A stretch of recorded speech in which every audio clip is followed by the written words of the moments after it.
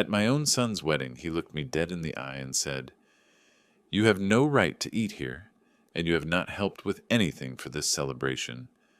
What Michael did not know is that I had secretly paid every single dollar for that banquet, and I had a surprise prepared that would change his life forever. Before we continue, subscribe to the channel, hit the bell icon, because we have new stories every day. Leave your like and tell us in the comments what city you are watching from. My name is Nicholas Vance. I am 68 years old, and this is the story of how my own son humiliated me on the day that should have been the happiest of his life. But it is also the story of how an older man can be smarter than any young person imagines. It all started on Saturday, June 15th, 2024. It was the day of my son Michael's wedding to Emily Ross, a ceremony I had been waiting for months. I woke up early that morning feeling excited and proud. After years of distance with Michael, I thought his wedding would be the perfect opportunity for us to get close again. I dressed in my best suit, a navy blue suit that I had bought especially for the occasion, and drove to the elegant Grand Oak Estate on the outskirts of Chicago. The place was impressive, perfectly manicured gardens, marble fountains, and a main hall decorated with white and gold flowers that shone under the chandeliers. Upon arrival, I observed the magnitude of the event. There were at least 200 guests, waiters with trays of canapes, a full cocktail bar, and a decoration that had clearly cost a fortune. I smiled to myself, knowing the secret I was keeping. I had financed every detail of that celebration. 3 months earlier, Sarah, my ex-wife and Michael's mother, had contacted me with tears in her eyes. Nicholas, she had told me Michael and Emily want to have a spectacular wedding, but they do not have enough money, they are desperate. I, without hesitation, had transferred $50,000 to Sarah's account, with only one condition, that no one knew the money came from me. I wanted it to be my surprise gift for Michael. During the religious ceremony, I sat in the third row, watching my son exchange vows with Emily. Michael looked handsome in his tuxedo, and for a moment I felt that maybe we could repair our relationship. We had had our differences over the years, especially after my divorce from Sarah, but he was still my only son.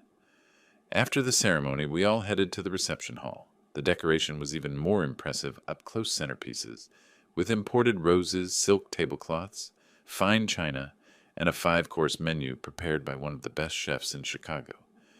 Every detail screamed luxury and elegance. I sat at a table near the back of the room, next to some distant cousins I barely knew. I did not mind the location. I was happy to be there celebrating with my son. What I did not know was that Michael had prepared something completely different for me. As I watched the guests enjoy the appetizers and champagne, I remembered another secret I was keeping. Not only had I paid for the entire wedding, but I also planned to cover 50% of Michael and Emily's honeymoon at a luxury resort in the Maldives. It was my way of showing him that despite our differences, I loved him and wanted the best for him. The orchestra began to play soft music while the waiters prepared the tables for dinner. The atmosphere was perfect, full of laughter, cheerful conversations, and the clinking of champagne glasses. I felt at peace, waiting for the right moment to reveal my surprise and perhaps finally recover the relationship with my son. But what was about to happen would change everything forever. The waiters began to serve the first course when Michael approached the microphone to give his thank you speech. His voice resonated throughout the room as he expressed his gratitude to Emily, to his mother Sarah, and to all the guests who had made his perfect day possible. Notably, he did not mention my name a single time. After the toast, the guests headed to their assigned tables for dinner. I walked to my seat, anxious to enjoy the banquet I had secretly financed. The aroma of gourmet food filled the air, smoked salmon roasted lamb with Mediterranean herbs and artisanal desserts that had been specially prepared for the occasion. But just as I was about to sit down, Michael appeared at my side with a serious expression I had not seen before. Emily accompanied him wearing her wedding dress, but with a forced smile that did not reach her eyes. Dad Michael said loud enough for the nearby tables to hear him. "I need to talk to you about something important." "Of course, son," I replied, thinking that maybe he was finally going to thank me for my secret contribution to his wedding. "What is it about?" What came out of his mouth next left me completely frozen.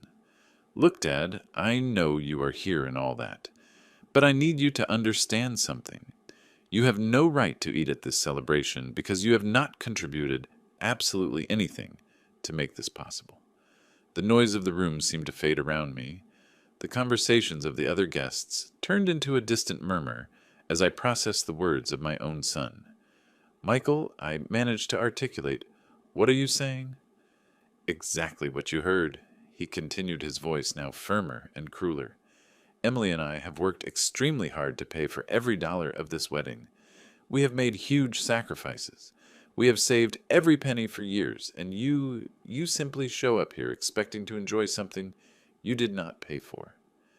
Emily nodded next to him, adding, "It is fair that you understand the situation, Nicholas. This celebration represents our effort and dedication. We cannot allow people who did not contribute to benefit from our work." I felt as if I had been punched in the stomach. The guests at the nearby tables had stopped eating and were watching us with curiosity and discomfort. Some whispered among themselves, clearly surprised by the scene unfolding before their eyes. "Son," I tried to explain, keeping my voice calm despite the storm that was unleashing inside me, "I think there is a misunderstanding here." "There is no misunderstanding whatsoever," Michael interrupted me abruptly. "For years you have been absent from my life. When you divorced Mom, you practically disappeared. You were not there when I graduated from college. You were not there when I got my first job. And you definitely have not been here helping me plan my wedding." His words were like daggers digging deep into my heart. It was true that we had had our differences and that the relationship had cooled after the divorce, but I had always been available for him. Always. "So," continued Michael, raising his voice enough for more guests to hear him, "I am going to respectfully ask you to leave the dinner table. You can stay for the ceremony and the photos if you want, but the food is for those who really contributed to making this day possible." The silence that followed was deafening. I could feel the gazes of 200 guests fixed on me, waiting for my reaction. Some looked surprised, others uncomfortable, and a few even seemed to be enjoying the drama. Sarah, who was sitting at the head table, looked at me with an expression of absolute panic. She knew perfectly well who had paid for that entire event, but obviously she had decided to keep my secret, even in this humiliating situation. For a moment, I considered revealing the truth, right there. I had the bank transfer receipts in my wallet. I could have taken out my phone and shown the proof of the $50,000 I had transferred. I could have humiliated Michael in front of all his guests, exposing his ignorance and his ungratefulness. But something inside me stopped me. A part of me wanted to see how far my own son was willing to go with this cruelty. Another part of me, the wiser and more patient part I had developed over my 68 years, whispered to me that there was a much more elegant and impactful way to handle this situation. "I understand," I said finally, my voice calm, but with a tone that Michael did not know how to interpret. "You are right, son. This is your celebration, and you must decide who deserves to be here." I turned slowly, feeling the weight of all the eyes on my shoulders, and walked towards the back of the room. But I did not head for the exit, as Michael probably expected. Instead, I headed to the restroom, where I could have a few minutes of privacy to process what had just happened and plan my next move. Because Michael had made the biggest mistake of his life, and he did not even know it yet. I entered the restroom of the hall and locked the door behind me, needing a few moments to fully process what had just occurred. I looked in the mirror and saw the face of a man who had been betrayed by the most important person in his life. My hands were shaking slightly, not from fear, but from an explosive mixture of pain and contained rage. I took several deep breaths, remembering the self-control techniques I had learned during my years as a manager of a construction company. In the business world, I had faced betrayals, deception, and disloyalty, but I never imagined that my own son would be capable of humiliating me in such a public and cruel way. I took my cell phone out of the inside pocket of my jacket and stared at the screen for several seconds. On that small screen, I had the power to completely change the course of the events unfolding in the hall. A single call could transform Michael's most important night into his worst nightmare. I remembered the conversation I had with Emily 3 weeks ago when she and Michael had come to visit me to officially invite me to the wedding. During that visit, Emily had casually mentioned how excited she was about their honeymoon in the Maldives, describing in detail the five-star resort where they would stay for 2 full weeks. "It is our dream for years," Emily had said, her eyes shining with emotion. "Michael has been saving for so long to be able to take us to that paradise. It will be the most romantic experience of our lives." What Emily did not know, and Michael did not either, was that I had discreetly contacted their travel agency 2 days after that conversation. I had spoken with the manager, a very professional woman named Linda Miller, and I had arranged to pay 50% of the total cost of the honeymoon as a surprise gift for the newlyweds. The entire reservation cost $12,000.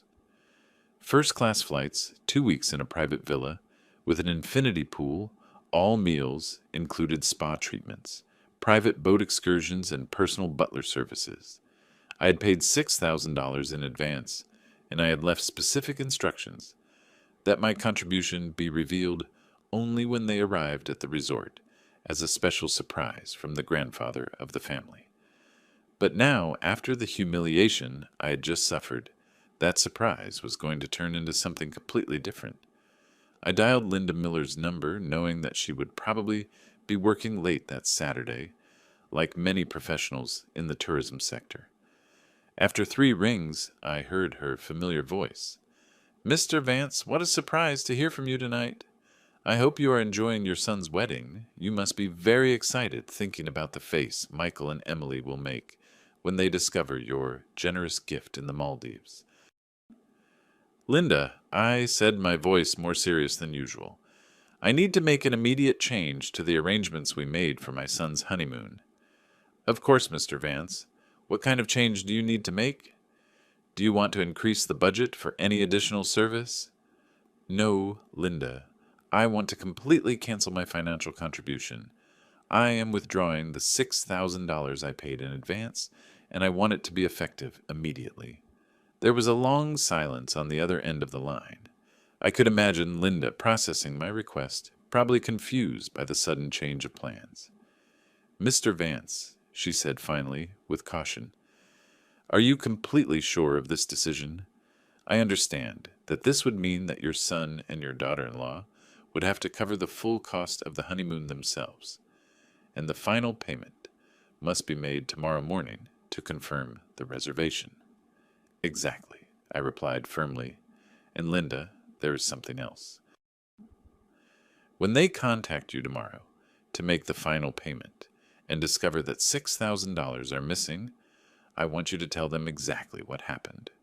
Explain to them that their father had paid 50% as a surprise gift, but that he requested the cancellation specifically on the night of their wedding. I understand, Mr. Vance. I will process the refund immediately. The funds will be returned to your bank account on Monday morning." "Thank you, Linda. And please make sure they receive that information exactly as I gave it to you. It is important that they understand that the cancellation was my personal decision." After ending the call, I put the phone away and stared at my reflection in the bathroom mirror. The man looking back at me was no longer the same one who had entered a few minutes ago.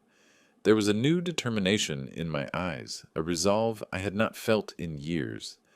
Michael had made the decision to publicly humiliate me, assuming that I was a useless father who had contributed nothing to his happiness. Now he was going to discover exactly how much I had been contributing without him knowing, and he was going to discover it in the most shocking way possible. But this was just the beginning. I still had another ace up my sleeve, a revelation that was going to happen that very night, in front of all the guests who had witnessed my humiliation. Michael was going to learn a lesson he would never forget about respect, gratitude, and the consequences of misjudging the people who love you the most. I fixed my tie, ran my hands through my hair to make sure I looked presentable, and left the restroom with a serene smile on my face. It was time to return to the hall and continue with the next phase of my plan. I returned to the hall with firm steps, watching the guests enjoy the second course, while the orchestra played soft melodies in the background. Michael and Emily were at their head table laughing and toasting with champagne, apparently satisfied with the way they had handled the problem of my uncomfortable presence. I headed to the bar where I ordered a double Scotch whiskey. I needed something strong to calm my nerves before executing the next phase of my strategy. While I waited for my drink, I carefully observed all the guests, memorizing their faces, especially those who had witnessed my humiliation directly. The bartender, a young professional named Jason, served me the drink with a sympathetic smile. "Excuse me for interfering, sir, but I saw what happened a while ago." "That was not right," he murmured discreetly while cleaning a glass. "Things are not always what they seem." "Jason," I replied, giving him a generous tip. "Sometimes life teaches us lessons in very unexpected ways." From my position at the bar, I had a perfect view of the entire celebration. The waiters were serving exquisite dishes that I had financed. Beef medallions with red wine sauce accompanied by sautéed organic vegetables and truffled mashed potatoes. Every bite that Michael and his guests enjoyed had been paid for with my money, and the irony of the situation provided me with a bitter but powerful satisfaction. I saw Sarah get up from her table and walk towards the ladies' room, clearly distressed by the events of the night. I decided to intercept her in the hallway, leading to the restrooms, needing to clarify some crucial points before proceeding with my plan.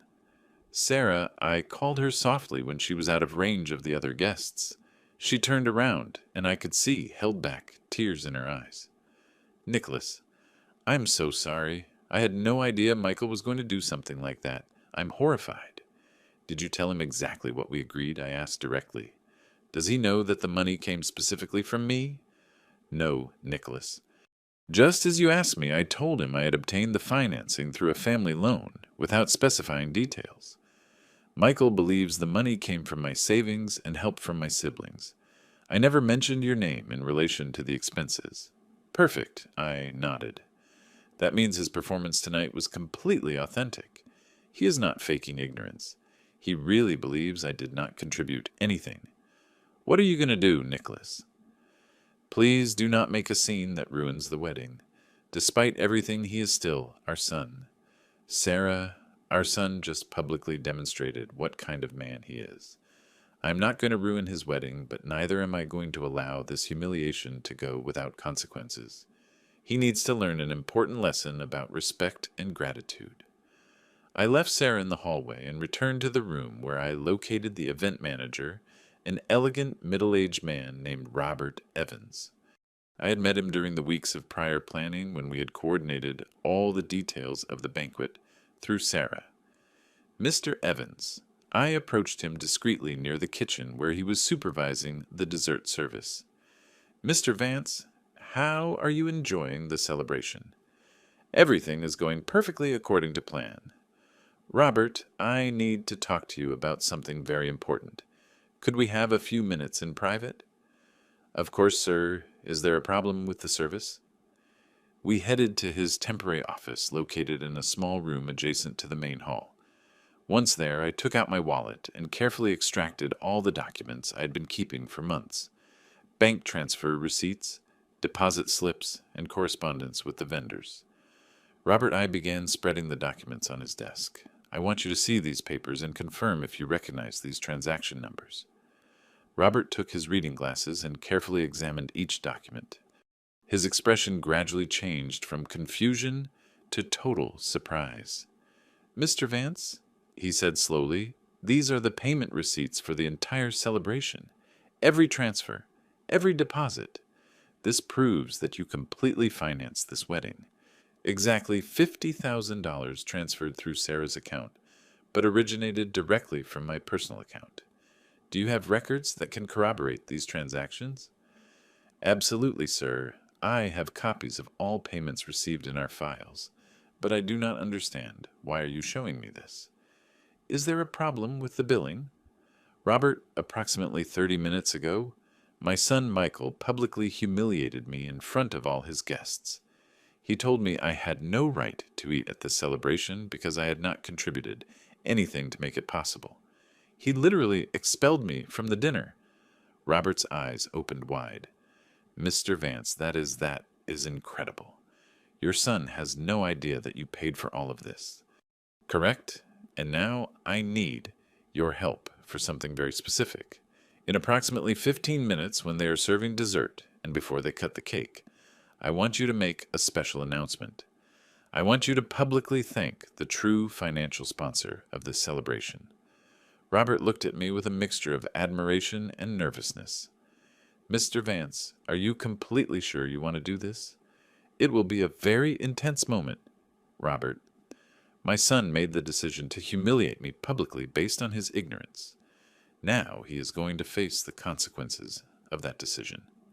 I want all the guests who witnessed my alleged inferiority to know exactly who made it possible for them to be enjoying this magnificent celebration.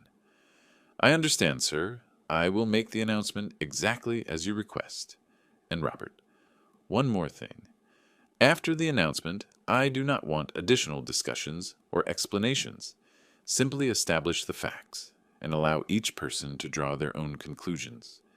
I returned to the hall feeling like a general who had strategically positioned all his troops before the final battle. In a few minutes, Michael would discover the magnitude of his mistake, and all the guests who had witnessed my humiliation would be witnesses to the most shocking truth of their lives. I positioned myself strategically at an empty table near the dance floor, from where I had a clear view of the head table where Michael and Emily were celebrating with their closest friends. The waiters had begun serving dessert, a selection of artisanal tiramisu, Belgian chocolate tart, and exotic fruit sorbets that had cost more than $3,000 alone. I watched my son raise his glass of Dom Perignon champagne and make another toast, this time directed specifically at Emily. His words floated across the room, amplified by the sound system. I toast to my extraordinary wife, Emily, who has proven that together we can achieve anything we set our minds to. This celebration is living proof that when two people love each other and work united, they can create miracles without depending on anyone else. The words stuck in my chest like sharp daggers. Michael had not only humiliated me by kicking me out of dinner, but now he was publicly celebrating his alleged independence and self-sufficiency, completely oblivious to the fact that every dollar of his miracle had come out of my bank account. Emily stood up next to him, radiant in her wedding dress, and added, I want to especially thank my husband for making all my dreams come true. Michael worked tirelessly for years, working overtime and sacrificing his personal pleasures to be able to offer me this perfect celebration. I am proud to be married to such a dedicated and responsible man. The guests applauded enthusiastically, and I could see how some close relatives wiped away tears of emotion. The irony of the situation was so intense that it was almost comical. There they were, celebrating Michael's dedication and sacrifice, while I, the true financier of all that elegance, remained seated in silence like a punished spectator. I looked at my watch, 11:15 at night. Robert had promised to make the announcement during the dessert service, and I calculated that there were approximately 5 minutes left until the moment of truth. I decided to use that time to carefully observe the reactions of the most important guests. At table number 3 were Emily's parents, Edward and Linda Ross, along with her siblings. They had been among the direct witnesses of my humiliation, and I vividly remembered how they had exchanged looks of discomfort when Michael expelled me from dinner. Edward had even murmured something to his wife that I could not fully hear. Table number 5 housed Michael's college colleagues, young professionals who had known my son during his years of studying business administration. They too had witnessed the incident, and some had stopped eating momentarily to observe the confrontation between father and son. At the head table besides the bride and groom were Sarah, the best man Michael's cousin named Daniel Vance, and the maid of honor, Emily's best friend, named Jessica. Sarah maintained a tense expression since our conversation in the hallway, clearly anticipating what was about to happen. The waiters finished serving the last dessert and began collecting the empty plates from the previous courses. I could see Robert appear near the sound area, adjusting his tie nervously while reviewing his notes. Our eyes met across the room, and he gave me an almost imperceptible signal with his head. It was time. Robert took the microphone and tapped his glass gently with a spoon to call the guests' attention. The murmur of conversations gradually faded until the room fell into an expectant silence. "Ladies and gentlemen," Robert began with a clear and professional voice, before proceeding with the cutting of the wedding cake. "I have the honor of making a special recognition that I consider extremely important for this celebration." Michael and Emily looked at each other with curiosity, smiling, and probably expecting some kind of additional congratulation or ceremonial recognition. The guests directed their attention completely towards Robert, anticipating some additional emotional moment in the celebration. As manager of the Grand Oak estate, Robert continued, "I have had the privilege of coordinating hundreds of celebrations throughout my career, but rarely have I witnessed such extraordinary and selfless generosity as the one that has made this magnificent evening possible." I felt my heart race as I watched the expression of confidence on Michael's face. He still had no idea what he was about to hear. "Tonight we have witnessed a truly spectacular celebration, a gourmet banquet prepared by our star chef, floral decorations imported directly from Holland, a professional orchestra of 8 musicians, premium bar services, and impeccable coordination in every detail." Robert paused dramatically, allowing anticipation to grow in the room. "All of this has been possible thanks to the extraordinary generosity of a person who has demonstrated unconditional love towards the bride and groom, financing every aspect of this celebration without seeking public recognition or personal gratitude." Michael began to look slightly confused, while Emily maintained her smile, although her eyes showed a hint of uncertainty. Therefore, Robert concluded, directing his gaze directly towards my table, "I want to express our deepest gratitude to Mr. Nicholas Vance, father of the groom, who contributed the entirety of the $50,000 that made this extraordinary celebration possible." The silence that followed was so deep that a pin could have been heard dropping to the floor.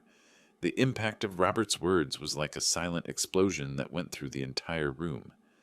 200 guests remained motionless, processing the revelation they had just heard. The only audible sound was the soft clinking of champagne glasses that some guests had involuntarily dropped onto the tables. The expression on Michael's face changed dramatically in a matter of seconds. The confidence and arrogance he had shown all night vanished instantly, replaced by a deadly pallor and absolute confusion. His eyes moved frantically between Robert and Sarah, and finally fixed on me. Emily, for her part, seemed completely lost.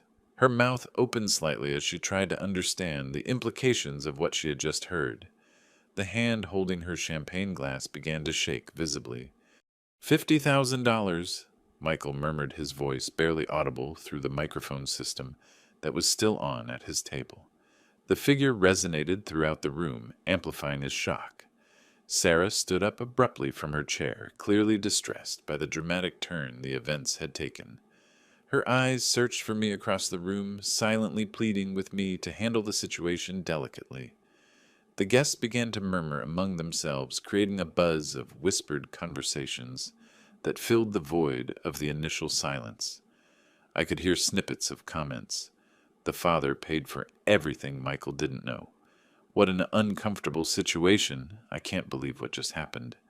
Robert, fulfilling his professional role, added Mr. Vance the entire organization of the Grand Oak Estate, wants to express our gratitude for trusting our services to create this memorable celebration. Then discreetly he withdrew from the microphone area, letting the family process the revelation. Michael stood up slowly from his chair. His movements seemed mechanical, as if he were in a state of shock. He walked towards my table with hesitant steps, while all the guests watched him in absolute silence. Emily followed him a few meters behind her wedding dress, dragging elegantly after her. Dad, said Michael when he reached my table, his voice broken and barely audible.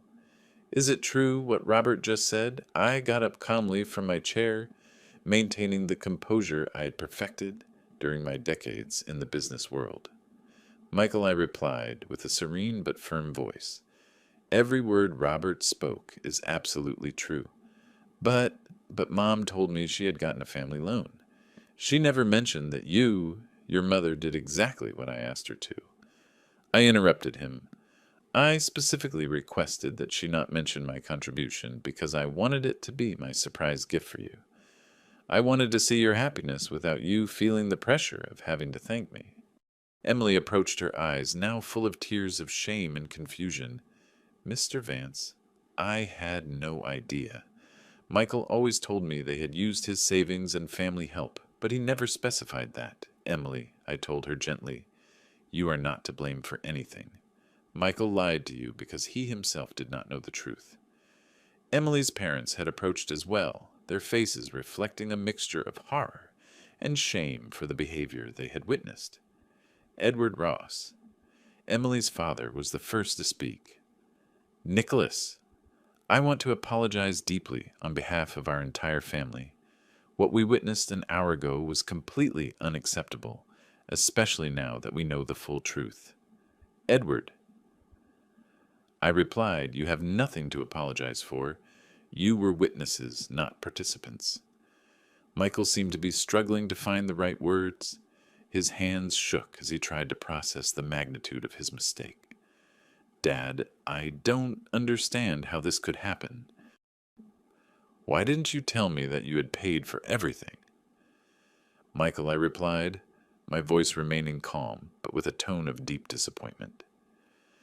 The right question is not why I didn't tell you I paid for the wedding. The right question is why you automatically assumed that your father had contributed nothing to your happiness. The silence that followed was heavy and oppressive. Michael had no answer for that question because the answer would have forced him to confront his own prejudices and resentments towards me. Furthermore, I continued deciding it was time to reveal the second part of my strategy. The wedding was not the only surprise I had prepared for you. Emily looked up hopefully as if anticipating that perhaps there was more generosity to discover. Michael also seemed to cling to the possibility that his mistake could be mitigated by some additional positive revelation. About an hour ago, I said, consulting my watch deliberately. While you were celebrating my alleged uselessness, I was in the bathroom making a very important phone call to Linda Miller from Golden Star Travel. Emily's face collapsed instantly. She knew exactly who Linda Miller was and what that call meant. I canceled my contribution of $6,000 for your honeymoon in the Maldives. That contribution that you were completely unaware of, and that would have covered exactly 50% of the total cost of your romantic trip. Michael staggered slightly as if he had received a physical blow. $6,000 additional dollars, he whispered. Yes, Michael. $6,000 additional dollars that are no longer available to you. When you contact Linda tomorrow morning to make the final payment for your honeymoon, you will discover that you need to cover the entire $12,000 yourselves.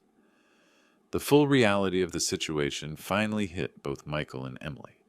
Not only had they humiliated the man who had funded their entire wedding, but they had also lost a significant contribution to their honeymoon due to their cruel and ignorant behavior. Emily was the first to fully react to the new revelation. Her legs seemed to fail her, and she had to lean on the back of a nearby chair to keep from falling. The tears she had been holding back finally began to roll down her cheeks, ruining her carefully applied wedding makeup. The Maldives, she murmured with a broken voice. Our dream? Michael, do you have $12,000 completely in your account? Michael looked at her with an expression of growing panic. For months he had been bragging about his savings and financial capacity, but the reality was that he had secretly counted on the help he believed would come somehow from Sarah's family. Emily, I have approximately $7,000 saved. I thought that with the family help Mom had mentioned we could. 7,000. Emily raised her voice enough for the nearest guest to hear her. You told me for months that you had everything under financial control, and you only have $7,000. How are we going to pay for a $12,000 trip? The conversation was becoming increasingly public, and Michael seemed to realize that he was digging a deeper hole with every word. The guests at nearby tables made no attempt to hide their interest in the drama unfolding before their eyes. Daniel Vance, the best man, and Michael's cousin approached, trying to mediate the situation. Michael, Emily, maybe you should continue this conversation in private. The guests are. No, Daniel, I interrupted firmly. My humiliation was public in front of all these guests. It is fair that the full truth also be public. Sarah finally approached our group, her face reflecting years of emotional exhaustion. Nicholas, please, I understand your pain, but Michael is your son. Maybe we can find a way to resolve this without further humiliation. Sarah, I replied, looking her directly in the eye. For 28 years, I have been Michael's father. I have taught him values. I have given him an education. I have offered him my unconditional support. Tonight, he publicly decided that I did not even deserve to sit and eat at a celebration that I myself financed. What kind of man does that to his own father? Michael tried to interrupt. Dad, if I had known that you... Exactly, I exclaimed, my voice raising for the first time all night. If you had known. But your first instinct, your natural reaction, was to assume that your father was a failure who had contributed nothing to your happiness. You didn't ask me, you didn't investigate, you simply judged me and condemned me. The guests were now completely focused on our confrontation. Some had gotten up from their tables to get closer and hear better. The wedding celebration had completely transformed into a public family court. Edward Ross, Emily's father, stepped forward. Nicholas as the father of the bride. I want to tell you that what my family witnessed tonight has left us deeply ashamed. Emily was raised with values of respect towards elders, especially towards parents. What Michael did goes against everything we taught our daughter. Linda Ross, Emily's mother, added Emily Honey. I think you need to reflect seriously on what it means to be married to someone who treats his own father like this. This behavior says a lot about a person's character. Emily looked at her mother with eyes full of tears and confusion. Mom, I didn't know. Michael always spoke badly of his father to me. He told me he was irresponsible and that he had never been present in his life. Emily, I said softly, during the last 5 years since Michael began his relationship with you, I have tried to get close to him multiple times. I have sent him birthday gifts.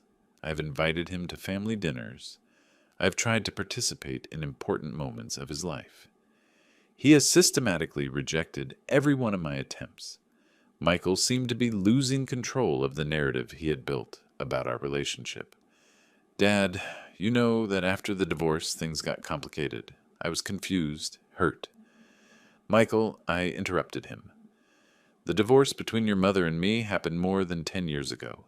You were a young adult, not a child. And even so, I never stopped trying to maintain a relationship with you.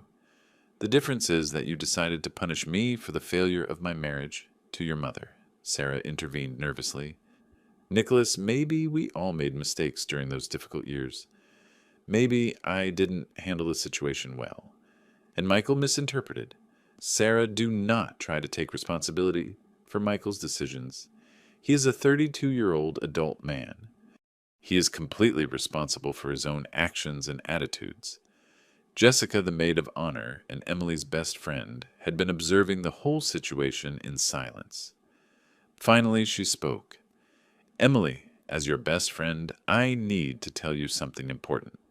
During all these months of wedding planning, Michael talked constantly about his financial independence and his ability to pay for everything without help. If it turns out he didn't have the money he said he had, and also treated the person who really funded everything like this. Jessica, please, Emily sobbed. Don't make this harder than it already is. Emily, I continued, my voice now softer but equally firm. I want you to understand something very important. I did not cancel my contribution to your honeymoon out of revenge or cruelty. I did it because a man who is capable of publicly humiliating his own father, based on false assumptions and personal prejudices, does not deserve to benefit from the generosity of that same person. The silence that followed was different from the previous ones. This time it was not shock or surprise, it was the heavy silence of recognition, of understanding that something fundamental had irreversibly changed in our family. Michael finally seemed to find his voice, although it sounded desperate and broken. Dad, please, you need to understand my perspective. For years after the divorce, I felt abandoned. Mom cried constantly, and I blamed our broken marriage for all the pain I saw at home. Michael, I replied, maintaining my calm tone, I understand that the divorce was difficult for you, but transforming that pain into a justification to treat me with contempt for more than a decade is not understandable or acceptable. Emily wiped her tears with a handkerchief her mother offered her and looked directly at Michael. Michael, I need to ask you a very direct question, and I want an honest answer in front of all these witnesses. How many times during our 3-year relationship did your father try to reach out to you? Michael hesitated, clearly uncomfortable with the public question. The guests awaited his answer in absolute silence. Emily, it's complicated. It is not complicated, insisted Emily, her voice now firmer. It is a simple question. How many times Michael looked down at the ground before answering? Several times. He invited me to dinners, sent me birthday gifts, wanted to come to my master's graduation. And what did you do with those invitations? Continued Emily relentlessly. I rejected them. I thought it was too late, that he was trying to clear his conscience after having abandoned us. A murmur of disapproval spread among the closest guests. The truth was emerging, and it did not favor Michael at all. Sarah intervened with a trembling voice. Michael, I never told you that your father had abandoned us. The divorce was a mutual decision, and Nicholas always met his financial responsibilities. With you and me. Mom, you were emotionally destroyed. I saw your suffering every day. Michael said Sarah firmly. My emotional suffering after the divorce had nothing to do with financial or paternal abandonment from your father. It had to do with the end of a marriage that simply didn't work. But never ever did I give you reasons to hate your father. Daniel. The best man tried again to calm the situation. Family, maybe we should. Daniel, I stopped him. Let me ask you something as Michael's cousin. During these years, how many times did Michael speak negatively about me? Daniel found himself caught between family loyalty and honesty. After an uncomfortable pause, he replied, Nicholas Michael frequently expressed resentment towards you. He said you hadn't been present during important moments of his adult life. And did he ever mention the invitations he rejected, the gifts he returned, or the phone calls he didn't answer? Daniel shook his head slowly. No, he never mentioned any of that. The revelation hit Emily like a slap. Michael, did you lie to me about the relationship with your father all these years? Emily, I didn't lie to you exactly. I just told you. My version of events. Your distorted version, exclaimed Emily, her voice rising. You made me believe your father was an irresponsible man who had abandoned you, when in reality it was you who was constantly rejecting him. Emily's brothers, who had remained silent until that moment, exchanged significant looks. The eldest brother, Jason Ross, finally spoke. Emily, sister, I think we all need to reflect on what this means for your marriage. Deception and manipulation are not solid foundations for a relationship. Michael turned to Jason with desperation. Jason, please don't turn this into something bigger than it is. It was just a misunderstanding. A misunderstanding I interrupted my patience finally running out. Michael humiliating me publicly was not a misunderstanding. Assuming your father had contributed nothing to your happiness without even asking me was not a misunderstanding. Rejecting my attempts at reconciliation for years was not a misunderstanding. They were conscious decisions based on resentment and pride. Robert, the event manager, approached our group discreetly. Excuse me for the interruption, but I have an important, practical question. Do you wish to proceed with the cake cutting and the continuation of the celebration, or do you prefer? Robert, I said, my part in this celebration is over. I have fulfilled my obligation as a father financing my son's wedding. What the rest of the night decides to do is the decision of the bride and groom. Emily looked at the elaborate 3-tier wedding cake, waiting on the special table decorated with sugar flowers and personalized figures of the bride and groom. I can't go on with this, she murmured. I can't pretend we are celebrating when everything is based on lies and deception. Michael approached Emily desperately. Emily, please don't let this ruin our special day. We can solve everything tomorrow. We can talk calmly. Our special day, Emily looked at him with disbelief. Michael, you just proved that you are capable of lying to me for years about your own family, publicly humiliating the man who financed our wedding and losing $6,000 of our honeymoon due to your arrogance. What part of this do you consider special? The guests began to murmur among themselves clearly, divided between those who felt pity for Michael and those who considered he had received exactly what he deserved. Linda Ross approached her daughter and hugged her protectively. Emily, honey, I think we need to leave. This is not the celebration we had imagined for you. Mom, Emily sobbed in her mother's arms, what am I going to do? We just got legally married a few hours ago, and I already feel like I don't really know the man I married. Edward Ross directed a stern look towards Michael. Young man, my daughter deserves a husband who is honest, respectful of his family, and capable of handling his emotions in a mature way. What we witnessed tonight suggests that you do not meet any of those basic requirements. The weight of the consequences finally seemed to fully hit Michael. Not only had he lost the respect of his new wife and his in-laws, but he had also publicly exposed his own lies and manipulations before 200 witnesses.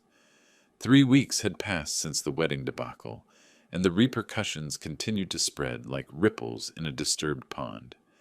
I was in my 2-bedroom apartment in the West Loop, enjoying my morning coffee, while reading the news on Sunday, June 23rd, 2024. The tranquility of my routine was interrupted by the insistent sound of the phone. The screen showed Sarah's number, who had been acting as an unofficial mediator in the family disaster that had been unleashed since that fateful night. Good morning, Sarah, I answered, maintaining a cordial but cautious tone. Nicholas, I need to tell you what is happening with Michael and Emily. The situation has deteriorated considerably. Her voice sounded tired and worried. I'm listening, I replied, preparing myself to receive news I had already partially anticipated. Emily did not return home after the wedding. She stayed with her parents that same night and has not returned to the apartment she shares with Michael. They are seriously considering an annulment of the marriage. The news did not surprise me completely, but it did impact me to hear the speed with which things had fallen apart. And how is Michael handling the situation? Terribly. He has lost weight, he is not sleeping, and he is desperate trying to reconcile with Emily, but her parents have become completely protective and do not allow him to get too close. Sarah paused before continuing. But that is not all, Nicholas. Michael is also facing serious financial problems. Without the contribution you had planned for the honeymoon, and with the unexpected expenses of the wedding, which he thought were covered, he is in a very complicated economic situation. What kind of unexpected expenses? Apparently, there were some additional costs that were not included in the main package. Extra photography, last-minute decorations, special services that Emily asked for. Michael had assumed that those expenses would be covered by the family help I had mentioned. But of course he would have to pay them out of his own pocket. I leaned back in my chair, processing the information. Michael was learning the hard way that actions have real and lasting consequences. Sarah has. He asked you to contact me to ask for financial help. There was a long pause before Sarah answered. Not directly, but he is clearly waiting for someone to intervene to solve his crisis. He has mentioned several times that maybe he was too hard on you that night, and that maybe things got out of control. Maybe he was too hard, I repeated, feeling a mixture of disbelief and bitterness. Sarah, your son publicly humiliated me in front of 200 witnesses. He denied me the right to eat. At a celebration I completely financed and built his marriage on a foundation of lies about our relationship, and now he thinks that maybe he was too hard. Nicholas, I understand your position completely. I am not asking you to forgive him or to help him financially. I just wanted you to know what is happening because regardless of everything, he is still your son. The conversation left me reflecting for hours after hanging up. That same afternoon, while taking my usual Sunday walk through Millennium Park, I received another unexpected call. This time it was Edward Ross, Emily's father. Mr. Vance, I hope I'm not bothering you on a Sunday. I am Edward Ross, Emily's father. Edward, it is no bother at all.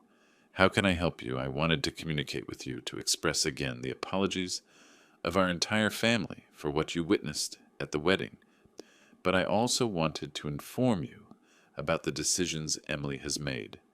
I am listening attentively. Emily has decided to proceed with the annulment of the marriage. After much reflection and conversations with family counselors, she has concluded that the level of deception and manipulation Michael demonstrated that night reveals fundamental aspects of his character that she cannot accept in a life partner. The news hit me deeper than I had expected.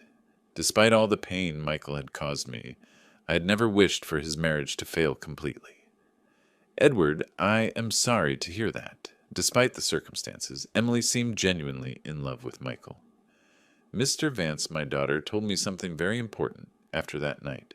She told me that if Michael was capable of treating his own father like that, eventually he would treat her in the same cruel and irresponsible way. She could not risk her future with someone who had demonstrated that capacity for calculated cruelty. Edward continued, furthermore, the discovery that Michael had lied to her for years about his relationship with you completely broke the trust she had in him. Emily realized she didn't really know the man she had married.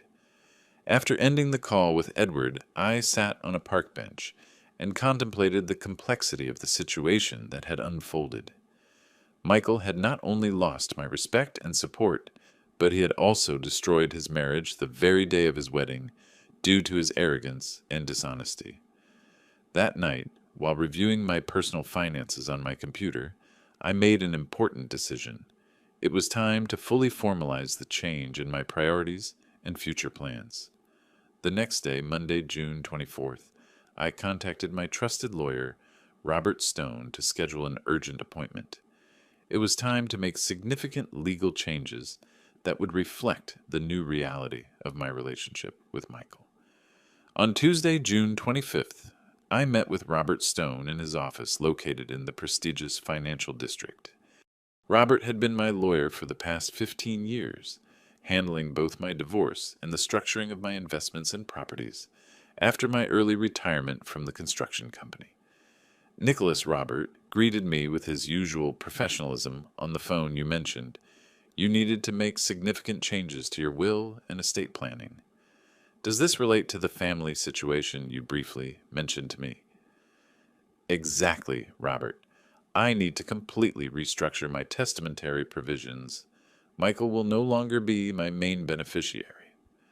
Robert opened my file and reviewed the existing documents. According to your current will, Michael inherits 70% of your estate, which includes your apartment, valued at $350,000, your investment portfolio of approximately $400,000, and your savings accounts. Do you want to completely eliminate his inheritance? Not completely, but drastically. I want Michael to receive only 5% of my total estate. The rest I will divide among charitable organizations specialized in the care of abandoned elderly people and family reconciliation programs. Robert raised his eyebrows, clearly surprised by the magnitude of the change. Nicholas, that is a very substantial modification. Are you completely sure of this decision? I told Robert all the details of what had happened at the wedding, including the public humiliation, Michael's lies about our relationship, and the consequences that had followed. Robert listened attentively, taking occasional notes. I understand your position, said Robert when I finished my story. However, as your lawyer, I must warn you that such drastic changes in family wills can sometimes be legally challenged by disgruntled heirs. Robert, I want this will to be absolutely unchallengeable. Use all necessary legal mechanisms to ensure that my wishes are fulfilled exactly as I am specifying. Very well, I will draft a new will with detailed statements of your reasons for these changes, witness testimonies if necessary, and mental competency evaluations to prevent any future questioning. 3 days later, on Friday, June 28th, I received an unexpected visit at my apartment. Michael appeared at my door around 6 in the evening, looking haggard and visibly distressed. I hadn't seen him since the night of the wedding. "Dad," he said when I opened the door, "can I come in? I need to talk to you. Urgently." I let him in immediately, noticing his weight loss and the deep circles marking his face. He sat on my sofa as if carrying the weight of the world on his shoulders. "Dad, Emily left me for good. The annulment papers were filed yesterday. Our marriage officially ended after only 10 days. I am sorry to hear that, Michael." I replied sincerely, despite everything that had passed between us. "But that is not the worst," he continued, his voice broken. "I am in a desperate financial situation. The additional wedding costs I didn't expect add up to almost $8,000 more. My bank account is completely empty. I have credit card debts, and my monthly salary barely covers my basic expenses." Michael paused, clearly struggling to find the right words. "Dad, I came to ask for your forgiveness, not only for that horrible night at the wedding, but for years of treating you unfairly.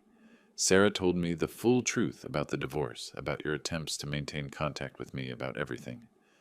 "What specifically did Sarah tell you?" "She told me the divorce was mutual, that you always met all your financial responsibilities, that you invited me to multiple family events. I rejected that you sent me gifts. I returned unopened." Michael covered his face with his hands. "She told me that for years I completely misinterpreted your behavior and built a false narrative about you being an absent father." "Michael," I said calmly, "I appreciate your acknowledgement of these facts, but I need to ask you something important. Are you here asking for forgiveness because you genuinely recognize your mistakes, or because you need financial help?" The question hit him like a slap. He remained silent for several minutes before answering honestly. "Probably for both reasons, Dad. Yes, I need help desperately, but I have also realized how much damage I have caused with my pride and my misdirected resentments. Michael, for 32 years, I have been your father. I have loved you unconditionally. I have been available for you when you allowed me, and I have tried to be the best man possible to serve as an example. That night at your wedding, you showed me exactly what you thought of me as a father and as a person. Dad, I was completely wrong. Michael, it is not just about being wrong, it is about your fundamental character. A man of your age who is capable of publicly humiliating his own father based on false assumptions and unresolved resentments reveals something very deep about who he really is." Michael began to cry, something I hadn't seen since he was a small child. Dad, please give me a chance to prove I can change. I have lost Emily. I have lost the respect of her family. I have lost my financial stability. I cannot afford to lose you, too. Michael, I said softly but firmly, you already lost me that night at your wedding. What you are seeing now are simply the consequences of that loss unfolding completely. The conversation continued for 2 more hours with Michael, alternating between desperate pleas for forgiveness and direct requests for financial help. In the end, I made a decision I knew would define our relationship for the rest of our lives. Michael, I told him, after listening to his pleas during those 2 exhausting hours, I am going to be completely honest with you about the future of our relationship. I am not going to help you financially, and I am not going to pretend we can return to normal as if nothing had happened. I saw hope gradually fade from his eyes as I continued speaking. However, neither am I going to completely close the door of communication between us. You can visit me whenever you want. You can call me if you need advice or simply want to talk. But our relationship will operate under completely new terms. What do you mean by new terms? It means I am no longer your financial safety net. It means you will have to earn my respect from scratch, not as my son, but as the man you have become. And it means the decisions you take from now on will have real consequences that you will have to face completely alone. Michael nodded slowly, processing the reality of what I was telling him. And what about my inheritance? Am I still your heir, Michael? Yesterday I signed a new will. Now you will inherit only 5% of my estate. The rest will go to organizations that help elderly people abandoned by their families, and to family reconciliation programs. The impact of this revelation was immediately visible on his face. 5% dad, that means. I will only receive approximately $35,000, depending on the value of my assets at the time of my death. It is enough so you are not left completely destitute, but it is not enough for you to live comfortably without working for your own future. Michael remained silent for several minutes, clearly calculating the financial implications of my decision. Finally, he asked, "Is there any way you can recover your trust and reverse these changes?" Michael, trust is built through consistent actions over prolonged periods of time, not through desperate words during a financial crisis. If you genuinely want to rebuild our relationship, you will have to demonstrate it through real changes in your character and behavior. What kind of changes? That is something you will have to discover for yourself. I cannot give you a list of requirements as if you were an employee looking for a promotion. Genuine personal transformation comes from within, not from external instructions. During the following weeks, Michael tried to visit me regularly, apparently trying to demonstrate his new attitude. However, I could perceive that many of his visits were motivated more by the hope of softening my position on the inheritance than by a genuine desire to repair our relationship. In October 2024, 4 months after the wedding debacle, Michael finally found a second part-time job to supplement his income and be able to handle his debts. It was the first time I saw him take full responsibility for his financial problems without seeking outside help. During one of his visits in November, he told me about the challenges he was facing, living on an extremely limited budget. "Dad," he told me, "I never realized how easy my life was when I knew I always had your financial support as a backup. Now I understand the real value of money and work." Michael, that understanding should have arrived much earlier in your life, but I am glad to know you are finally experiencing it. By early 2025, Michael had managed to partially stabilize his financial situation and had begun attending psychological therapy to work on his resentment and communication problems. During one of our Sunday conversations, he told me something that impacted me deeply. "Dad, I have been reflecting a lot on that night of the wedding. I realized that I not only humiliated you, but I also humiliated myself in front of 200 witnesses. I publicly demonstrated that I was capable of the vilest cruelty towards the person who loved me the most. Michael, recognizing that, is an important step towards genuine maturity. But I also realized something else, he continued. Emily was right to leave me. If I was capable of treating my own father like that eventually, I would have treated her in the same cruel way. I lost the love of my life because I hadn't learned to value and respect the people who love me unconditionally. Today, as I write this story in March 2025, Michael and I maintain a cordial but fundamentally changed relationship. He has learned to live independently, developed a stronger work ethic, and started treating people with more respect and consideration. However, the deep trust that existed between us as father and son has never been completely restored. Our conversations are pleasant but careful, as if we were both walking on fragile ground that could break at any moment. The most important lesson I learned from this whole experience is that unconditional love does not mean accepting unconditional abuse. As parents, we have the responsibility to set clear boundaries on how we allow ourselves to be treated, even by our own children. Michael learned that actions have permanent consequences and that some words and behaviors cannot be undone simply with apologies.